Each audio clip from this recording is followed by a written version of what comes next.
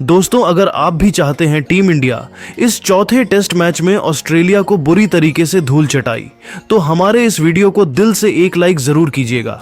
आज की वीडियो का लाइक टारगेट केवल 500 लाइक का है दोस्तों, तो वीडियो को एक लाइक करना बिल्कुल भी ना भूले। दोस्तों, दुनिया की दो सबसे महान टीमों इंडिया और ऑस्ट्रेलिया के बीच 1-1 से बराबरी पर खड़ी बॉर्डर गावस्कर ट्रॉफी का सबसे रोमांचक चौथा टेस्ट मैच यहां मेलबर्न के ऐतिहासिक मेलबर्न क्रिकेट स्टेडियम पर शुरू हो चुका है, जहां इस बॉक्सिंग डे टेस्ट मैच में इंडिया और ऑस्ट्रेलिया के बीच गेंद और बल्ले का जबरदस्त धमाल देखने के लिए हजारों की संख्या में फैंस मौजूद थे, जिनकी मौजूदगी में जब टॉस के लिए सिक्का उछाला गया तब टॉस के बॉस बने ऑस्ट्रेलिया के कप्तान पैट कमिंस और उन्होंने टॉस जीतकर सबसे पहले बल्लेबाजी करने का फैसला किया।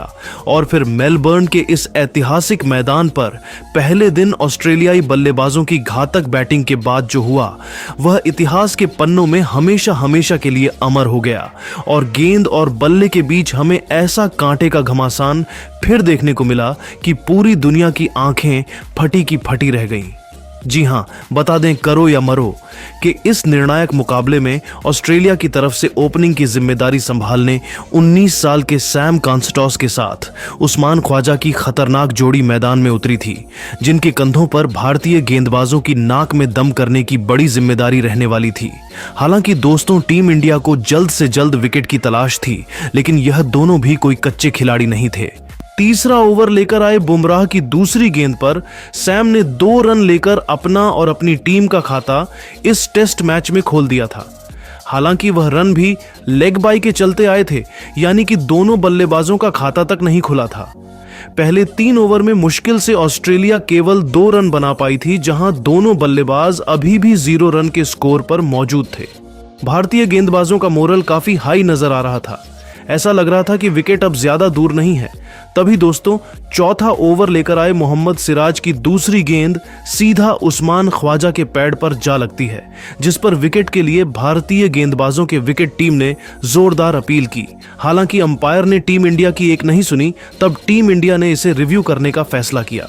हालांकि दोस्तों, किस्मत आज उस्मान ख्वाजा के साथ थी। इस पर टीम इंडिया को विकेट नहीं मिल पाता है और भारत का रिव्यू बर्बाद हो जाता है। लेकिन पॉजिटिव बात यह थी कि मोहम्मद सिराज ने उस्मान ख्वाजा पर बढ़त बना ली थी। इस बल्लेबाज को समझ आ चुका था कि आज तो भारतीय टीम कुछ अलग ही करने के इरादे से उतरी है। लेकिन दोस्तों, जहां 3 गेंद पहले भारत ने रिव्यू गवाया था, तो वही ओवर की 5वीं गेंद पर ख्वाजा ने जले पर नमक छिड़कते हुए एक कमाल का चौका लगाकर अपना खाता शानदार अंदाज में खोल लिया था और पहले 4 ओवर में ऑस्ट्रेलिया का स्कोर 6 रन 0 विकेट के नुकसान पर हो गया था। लेकिन दोस्तों, उसके बाद जो हुआ उसी पर भरोसा करना किसी भी हिंदुस्तानी के लिए आसान नहीं था।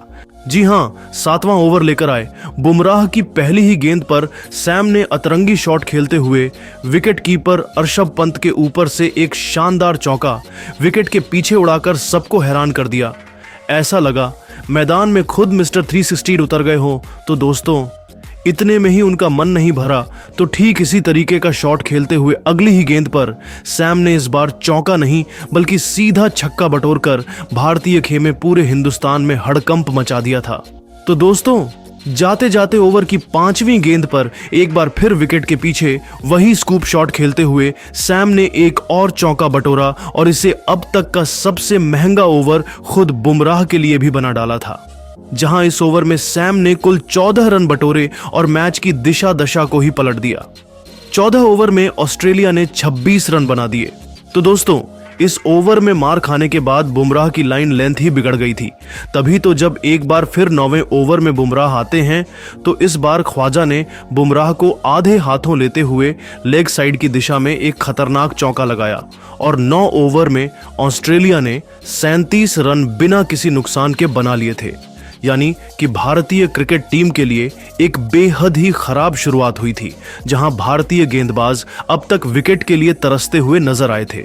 और दोस्तों, बुमराह की पिटाई करने के बाद तो इन दोनों बल्लेबाजों का कॉन्फिडेंस सीधा हवा में ही नजर आ रहा था।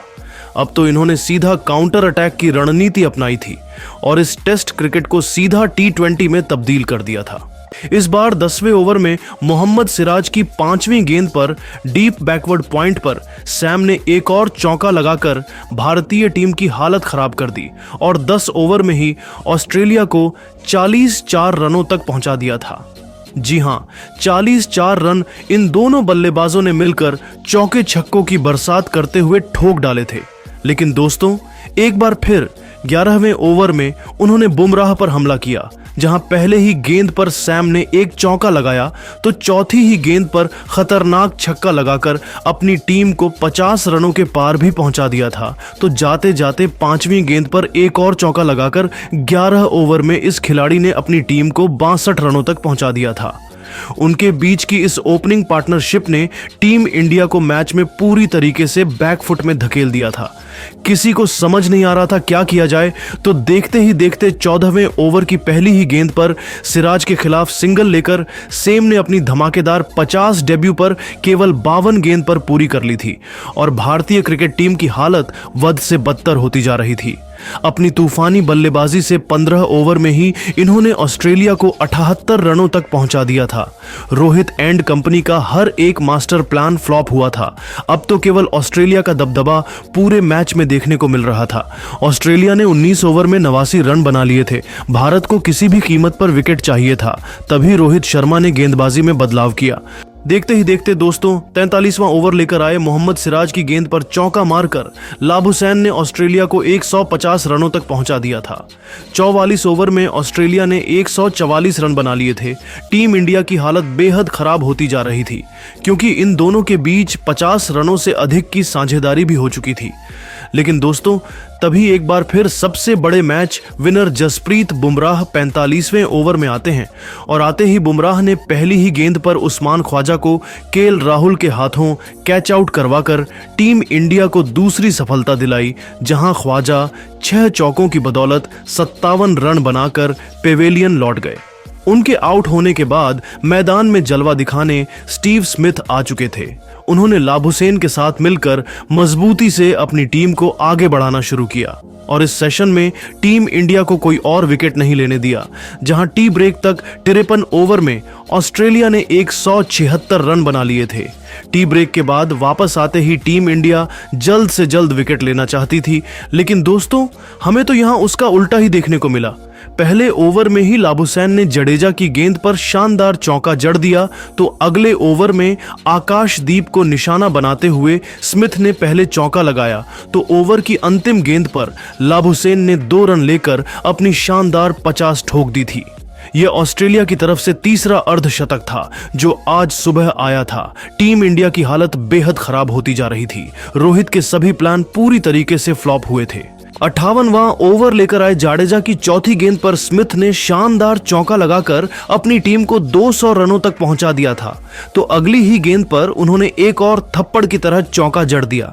ये दोनों विस्फोटक अंदाज में अपनी टीम को आगे बढ़ने लगे थे। बुमराह, आकाशदीप, जडेजा, सुंदर, कोई भी टीम इंडिया को सफलता दिलाने में कामयाब बिल्कुल भी नहीं हो पा रहा था। यह दोनों मैदान में चट्टान की तरह डट गए थे। 62 ओवर में ही ऑस्ट्रेलिया ने 223 रन बना डाले थे। टीम इंडिया को उन्होंने विकेटों के लिए तरसा लिया था। इन दोनों के बीच हुई 50 रनों से अधिक की साझेदारी हो चुकी थी। लेकिन दोस्तों, दिन का खेल खत्म होने से पहले भारतीय गेंदबाजों ने भी तगड़ी वापसी करी। लेकिन दोस्तों, तभी 66वां ओवर लेकर आए वॉशिंगटन सुंदर ने लाबुसैन को विराट कोहली के हाथों कैच करवा टीम इंडिया को तीसरी सफलता दिला दी, जहां शतक की तरफ बढ़ रहा यह खिलाड़ी 62 रन बनाकर पेवेलियन लौटा। उनके आउट होने के बाद मैदान में आए थे ट्रेविस हेड। लेकिन दोस्तों, इस खिलाड़ी को देखकर तुरंत रोहित ने बुमराह को आक्रमण पर बुलाया और उनका यह तीर निशाने पर लगा।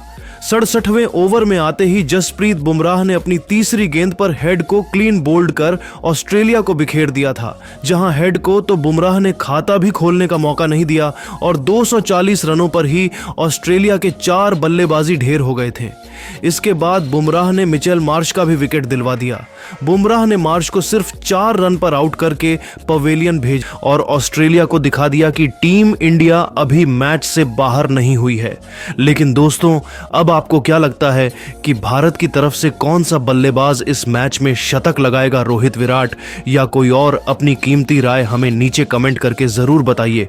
और ऐसी ही नई और धमाकेदार खबरें सबसे पहले जानने के लिए हमारे इस वीडियो को लाइक और चैनल को सब्सक्राइब करना तो बिल्कुल भी ना भूले। धन्यवाद।